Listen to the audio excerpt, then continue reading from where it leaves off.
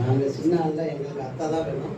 இவங்க ரொம்ப சொந்தக்காரங்க. நாங்கள் எல்லாமே வரணும்னா எங்கள் ஊரில் வந்து அப்போ வசதியாக இருந்தாலும் இவங்க தான். சுற்றுக்கட்டு ஊர், பெரிய ஊர். அந்த ஊரில் இவங்க தான் வசதி வாய்ப்பாக இருந்தாங்க. நாங்கள் சின்ன ஆளில் ரொம்ப கஷ்டப்பட்டுக்கிட்டு இருக்கும்போது பஞ்சகாலம். அப்போ இவங்ககிட்ட தான் போய் குழந்தைக்கு கூட சோறு இவங்க வீட்டில் தான் வாங்குவோம். ஆனால் நிறையா எல்லாத்துக்கும் உதவி பண்ணியிருக்காங்க.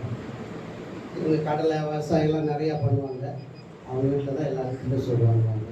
நான்லாம் நிறையா அவங்க அந்த அத்தைகிட்ட வாங்கி சாப்பிட்டு போகும்போது அங்கிட்டு ஓடும்போது வரும்போது அரிசி அப்போல்லாம் அரிசி கிடைச்சாலே பெரிய கஷ்டம். ஒரு அரிசி கொஞ்சோன்னு கொடுத்தாலே அது ஒரு பெரிய அமுதம் சாப்பிட்ற மாதிரி. அதனால் அதெல்லாம் கொடுத்தம்போது நானும் கொஞ்ச நாள் பாண்டிச்சேரி போயிட்டு கரெக்டாக இவங்களை பார்க்குன்ற அந்த டயத்தில் வரேன். அப்போ தான் அவங்களுக்கு இறக்குறாங்க.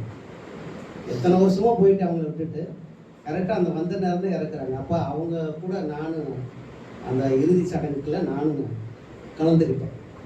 இன்னும் நல்ல குடும்பம், நல்ல மனுஷர்கள். நானும் கிறிஸ்டினில் சேர்க்கறதுக்காண்டி எங்கள் அம்மாவும் ஒரு காலத்தில் சேர்த்துட்டாங்க. பாதி எங்கள் அம்மாவும் கிறிஸ்டினில் இருந்தாங்க. அவங்க பேச்சை கேட்டு கூட நான் கோயிலெல்லாம் நிறையா வஞ்சிருப்பேன், திட்டிருப்பேன், நிறையா பண்ணியிருப்பேன். அப்புறம் போக எங்கள் சொந்தக்காரங்க எல்லோரும் வேணாம் நிப்பாட்டாங்க. அப்போ தான் இவங்களோட நானும் சேர்ந்து படித்தேன். காந்தி, சோதி இவங்களோட சேர்ந்து கோட்டங்கட்டில் படிக்க வச்சுருந்தாங்க. நாங்களாம் அரைகுறையாக படிச்சுட்டு வந்துட்டு அவங்களாம் நல்லா படித்து முடிச்சுட்டு வந்துட்டாங்க. என்ன அப்போ சாப்பாடு காணலை, எங்களால் தாக்கு பிடிக்க முடியல. அவங்க இருந்து எல்லாம் படித்து நல்ல வழிக்கு வந்துட்டாங்க. அதான் எனக்கு நிறையா செஞ்சுருக்காங்க. நல்ல குடும்பம். அதுக்கு பிறகு மதுரையில் வந்து அவங்களும் நிறையா நடப்பதுக்கு யார் வந்தாலும் அன்போடு அரவணைப்பாங்க. அதே மாதிரி பூமிநாதனும் அதே மாதிரி தான். அவர் யாரையும் தள்ளி நின்று பேச மாட்டார்.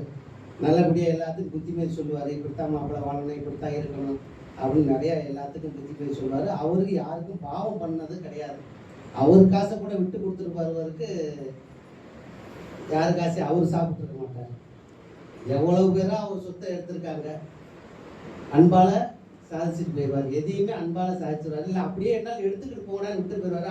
ஆண்டவன் அவருக்கு எந்த குறையும் வைக்கல. எல்லாம் நல்லபடியாக இருக்காரு. நாங்கள் வளர்ந்த வரைக்கும் அந்த குடும்பம் பெரிய குடும்பம். இன்றைக்கும் ஊரில் பேர் சொல்லுதுன்னா அவங்க குடும்பம் தான். இன்னைக்கு எல்லாரும் என்னையில் யாரை கேட்டாலும் அன்னைக்கு அவங்க வீட்டில் குழந்தைக்கு சோறு வாங்கி சாப்பிட்டது எல்லாரும் உண்டு. நானும் அதில் உண்டு. அந்த அரிசி குத்தும் போது அந்த இந்திரா மதி இருப்பாங்க, மண்டையில் ஒரு கொட்டு கொட்டிட்டு கொஞ்சம் அரிசி கொடுப்பாங்க.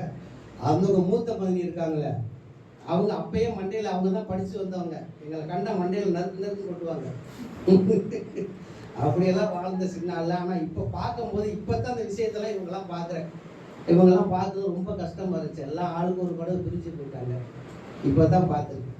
அந்த அத்தை சிறந்தப்பட்டு இவங்களெல்லாம் நான் பார்க்குறேன். 20 வருஷம் 30 வருஷத்துக்கு போயிருக்கேன். அதனால் இன்னும் மேலும் மேலும் நல்லா இருப்பாங்க, நல்லதாக செய்வாங்க, நல்லதே நடக்கும்.